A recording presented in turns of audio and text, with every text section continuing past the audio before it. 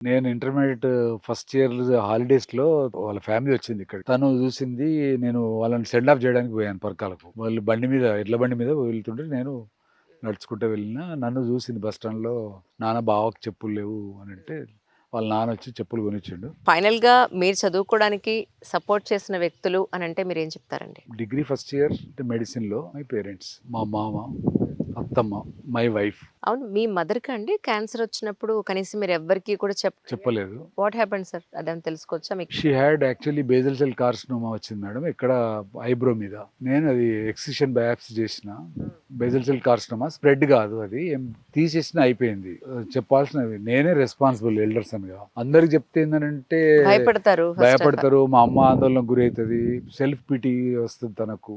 వీళ్ళందరూ డాక్టర్స్ ఏందంటే సింపతి చూపించడం ఇదంతా ఉంటది కదా మేడం. ఆమెకు అవసరం లేదనిపించింది, చెప్పలేదు నేను. ఈ జర్నీలో ఎప్పుడైనా మళ్ళీ అలాంటి క్యాన్సర్‌ని చూసారా సార్ మీరు? చాలా క్యాన్సర్ కేసులు చేశాను మేడం. అంటే ఎంజీఎంలో ఉన్నప్పుడు ఎన్నో క్యాన్సర్ కేసెస్ చేశాను.